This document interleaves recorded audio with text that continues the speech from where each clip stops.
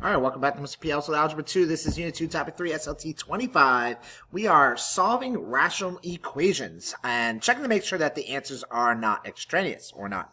When adding fractions like 2/3 plus 1/2, remember you have to have the common denominators.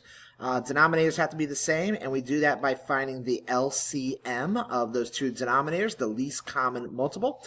3 and 2, the smallest number they both go into equally is 6. So that would be times 2 times 2. This would be turn into a 4.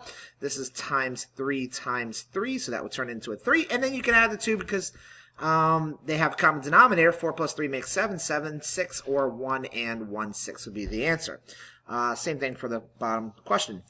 So we got to find the least common multiple of not just numbers, but also expressions with variables involved. And we'll slowly work our way to that. But when we're looking for our least common multiple, we're looking for the smallest thing that two or more things can go into equally, or what can be divided by two or more of those numbers. It's kind of the same thing. So what I'm going to do is I'm going to take the biggest number, which is 5, and list just the multiples of that bigger number. And then going from smallest to biggest, I'm going to cross them out if they cannot be divided by all three of these terms. 5 can't be divided by 3, so that doesn't work. 10 can't be divided by 3. 15 can be divided by 5 and 3, but it can't be divided by 2, so I cross that out. 20 can't be divided by 3. 25 can't be divided by 3. And that brings me to 30. 30 can be divided by 5 6 times. It can be divided by 3 10 times. It can be divided by 2 15 times. So 30 is the least common multiple. Do the same thing here. I'll take the biggest number and list out all of those numbers, the factors of all those numbers in order. And I'll just start with 6. 6 can be divided by 6 once. 6 can be divided by 3 twice. 6 can be divided by 2 3 times. So I didn't really have to go any further. 6 is the least common multiple. Now, I'm going to use this, and I'm going to have to kind of skip forward here because I got a lot to go through in this video. But when you have variables involved, now I have to separate the two. So I'm going to use the biggest number, which is 4. 4, 8, 12, 16. 4 can't be divided by 3. 8 can't be divided by 3, but 12 can. So 12 is the smallest number that both 4 and 3 can both be divided by. Plus, they all have at least one x. So 12x is the LCM. Now, had this been x squared, then this would have been x squared, because then the largest exponent, you have to use what can all three of the x's be divided by. And if it was x squared, then this would have had to been x squared. But that's not a part of this question. What if x minus 1 is one of the factors, x plus 1 is one of the factors, and then x minus 1 times x plus 1 is a factor? Well, then x plus 1 can be divided by this and this times x minus 1. So this really is the LCM. This can be divided by x plus 1. The answer would be x minus 1. This can be divided by x minus 1, and the answer would be x plus 1. And then this can be divided by this because it's the same thing, and that would just be 1 because anything divided by itself is 1. All right, so now we've talked about, and I'm going to skip through this because, like I said, I got a lot to get through in this. So this is basically just getting you an understanding of why you can do what you can do. I need to find the LCM of this equation right here. If I'm going to solve this equation, so that's x plus 1 times x minus 1. Because this one has a denominator of x plus 1, this one has a denominator of x minus 1. So you're finding the LCM of just the denominators. Now, I'm going to multiply both of the numerators by that LCM. Now, the reason why this works, and yes, I know that there is a shortcut here. You could just cross-multiply, which I'll get to why that works sometimes and why that doesn't always work. This is the strategy that always works. I'm going to find the LCM of the denominators. I'm going to multiply all the numerators by the same thing, both sides of the equation. As long as I multiply both sides by the exact same thing, then the equation stays balanced. The reason why I'm doing that is so that I can cross off, because anything divided by itself is 1. And then this x plus 1 and this x plus 1 can be crossed off, and anything divided by itself is also 1. So now I have left 5 times x minus 1 on the left-hand side, and set that equal to 4 times x plus 1 on the right-hand side.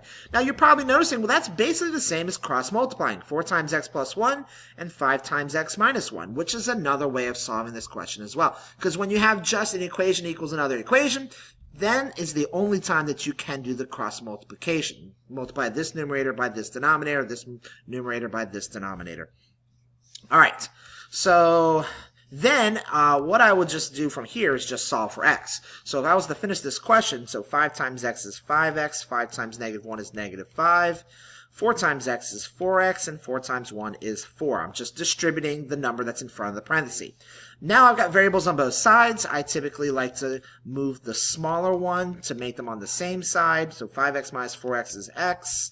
And then I isolate the variable by getting rid of anything else on the same side. So x must be 9. If you put 9 in for x, here and here, you'll have the same answer on both sides. So this would be 9 plus 1 is 10, so that would be 5/10. And this would be 4 over 9 minus 1 is 8, so it would be 4/8. And you'll notice that 5/10 and 4/8 are both 1/2. 1/2 does equal 1/2. Now, that's actually not what I would normally do. I just proved that this answer is the correct answer. It's the only thing that x can be to make both sides of the equation equal. That's not a normal process to this, but what is normal is I need to make sure that this answer is not extraneous, because sometimes your answer might actually not be an answer, kind of like you did with radical functions, where it would have to be positive and not negative. Sometimes a negative wouldn't make any sense. So if I take this, so this is a rational function. If I take this answer and I plug it into the denominator, 9 plus 1 is 10. That's fine. 9 minus 1 is 8. That's also fine. What's not fine is having a fraction where it makes the denominator 0, because nothing can be divided by 0. That's not possible. That's not, mathematically, that makes no sense. You cannot divide something into groups of nothing. That's not. So you put that in a calculator. If you put 4 divided by 0 in a calculator, it's going to say error or something like that, because it doesn't make any sense. You can't divide by nothing. So you have to make sure that your answer that you get, which is the only answer that makes both sides equal to each other, also doesn't make the equation make no sense. Okay, I know that wasn't improper grammar. But it has to make sure that it makes the equation still stay true. So if it makes one of the denominators 0, then it's not really an answer, because then it doesn't really make sense. So taking this example, notice that this time I cannot cross multiply, because now I've got fraction plus fraction equals fraction. This question you can, because it's just fraction equals fraction. This question you cannot cross multiply. So that's the reason why I'm doing the method that I am. So now I look at just the denominators, x, 4, and x. Now the x's, they're both x. So the denominator, the LCM, is 4x, because 4x can be divided by 4, it can be divided by x, and can be divided by this x as well. So I'm going to multiply all numerators by 4x, since that's the LCM. Cross off the x's, cross off the 4's, cross off the x's. Now whatever's left, you multiply the numerator by that number. So 4 or letter. 4 times 4 is 16, plus 3 times x is 3x. And 10 times 4 is 40. Now it's just a matter of solving this question that you learn how to do in Algebra 1. 40 minus 16 gives me 24. Divide both sides by 3, and x is 8. Check to make sure that's not extraneous. If I put 8 here, we're good. If I put it here, we're also good. None of the denominators will ever equal 0. I can cross multiply on this one, so I can do 2 times x plus 4. And set that equal to 3 times x plus 3. Now, like I said, I can cross multiply on this one because it's just fraction equals fraction, which means the LCM is really x plus 4 times x plus 3. Now, if I put times x plus 4 times x plus 3, the x plus 3's are going to cancel, leave me with just x plus 4, which is basically the same as just cross multiplying. So this is that, and this is here. So after I distribute both the 2 and the 3 by their parenthesis, now it's just a matter of solving for x. I always move the smaller x, and that leaves me with x plus 9. Isolate the variable, and x must be -1. Now if I put -1 in for x, -1 plus 4 is not 0, and -1 plus 3 is also not 0. So this is a true answer. This is not extraneous. And one more. So when I look at this one, I'm going to wipe this out just so I have a little bit more room for the numerator. On the denominators, I take all the different denominators and I multiply all the numerators by those denominators. As long as I do the same on both sides of the equation, I am not changing the value of the equation itself. X plus 2 cancels out, x's cancel out, x plus 2's cancel out, and now I take whatever the numerator is and multiply by whatever's left on top. 8 times x is 8x, minus 5 times x minus 2. Oh, sorry, it's x plus 2, and then equals 13 times x. All right, so next thing I need to do is distribute that negative 5 times x plus 2. Now I need to get all the variables on the same side. Well, first I can combine these two terms because they're on the same side. That makes 3x. Now I can move the one that's smaller, and I'm kind of running out of room, so I'm going to transfer my negative 10 over here on the left. 13 minus 3x makes 10x on the right.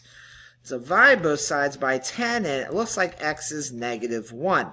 Now, if I put negative 1 in for x, will it make any of the denominators 0? Because that would make this solution extraneous. Negative 1 plus 2 is positive 1. That doesn't, not a problem there, not a problem here. Negative 1, that's not 0, and not a problem here either. So that is a real solution. All right, one more. So cross multiply here, we get 3 times 3x minus 2 equals, cross multiply here, you get 5 times 2x plus 1. And now I'm going to distribute, which gives me this, 10x plus 5. Move the variable that is smaller, which gives me negative 6 equals x plus 5. And isolate the variable. So now x equals negative 11. Just double check to make sure that negative 11 is not an extraneous solution. Negative 11 times 3 is negative 33. That makes negative 35. That's good. And that makes negative 22 plus 1 makes negative 21. That's also good. It's good as long as the denominator is not 0. That's the only thing that can't happen. And last one, so all 3 denominators, we got 2 denominators that are exactly the same, so you don't need to multiply it by the same thing twice. It's just x is one of the denominators and x minus 5 is another one. So multiply all the numerators by x times x minus 5. Then I cross off anything that cancels out. Anything divided by itself is 1. 1 times x is x, plus 1 times x minus 5 is x minus 5, and 3 times x is 3x. Well, these two x's can be combined. Move the x that is smaller, and it looks like I'm done. X is negative 5. Now, that is a real solution. I know it looks like it might be extraneous, but negative 5 minus 5 is not 0. That would be negative 10. And if you put negative 5 right here, we're also good. That's also not 0, and that's actually the same as this, so we know we are fine. All right, and I think I'm going to stop it right there. Please, thank you again for watching another video, and please give it a like to help you learn something about how to solve rational equations. See you again next time.